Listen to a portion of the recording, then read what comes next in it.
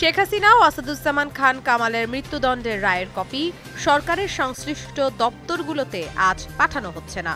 আন্তর্জাতিক অপরাধ tribunal ১-এর chairman অসুস্থ থাকায় সম্ভব হচ্ছে না বলে জানিয়েছেন ট্রাইব্যুনাল প্রশাসন।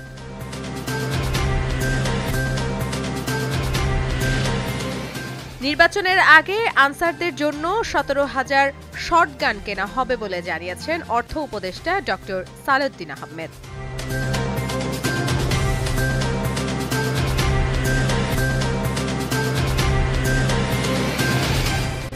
গত ১০ মাসে রাজধানীতে ১৯৮টি হত্যাকাণ্ডের ঘটনা ঘটেছে বলে জানিয়েছে ঢাকা মেট্রোপলিটন পুলিশ। সকালে ডিএমপির উপপুলিশ কমিশনার তালেবুর রহমান এ তথ্য জানান।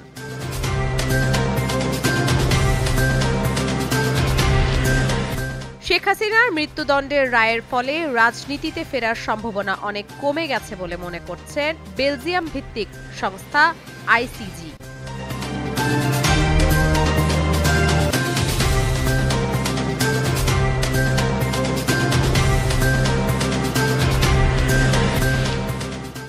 মর্যাদার লড়াইয়ে আজ রাত ৮টায় ঢাকার জাতীয় স্টেডিয়ামে মুখোমুখি হবে বাংলাদেশ ও ভারত। এশিয়ান কাপের বাছাই পর্ব থেকে দুই দলের বিদায় নিশ্চিত, তবুও ম্যাচ ঘিরে উত্তেজনা একটুও কমেনি।